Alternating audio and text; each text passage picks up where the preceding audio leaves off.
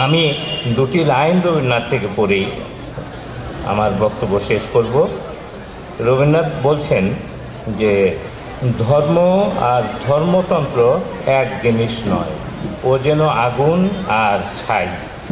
ধর্মতন্ত্রের কাছে ধর্ম যখন খাটো হয়, তখন নদীর বালি নদীর জলের উপর মুরলি করিতে থাকে।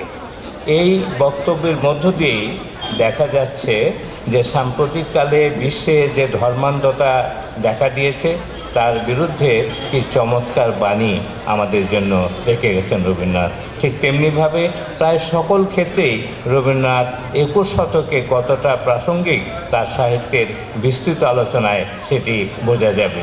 সেই সুযোগ এখন নেই, কিন্তু আপনার সমবেত হয়ে রবীন্দ্রনাথকে এই যে শ্রদ্ধার সঙ্গে স্মরণ করছেন এবং তার গান, তার নাটক, তার সাহিত্য নিয়ে এবং রাজনৈতিক মতামত নিয়ে আলোচনার ব্যবস্থা করছেন, সেই জন্য সঙ্গীত ভবনকে আমি আবার আমার শ্রদ্ধা জানাই এবং আনন্দের সঙ্গে আমি কিছুক্ষণের মধ্যেই আজকের এই অনুষ্ঠানের উদ্বোধন করব।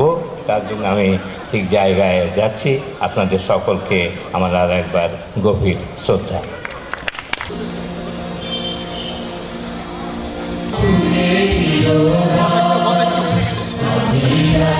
সূর্য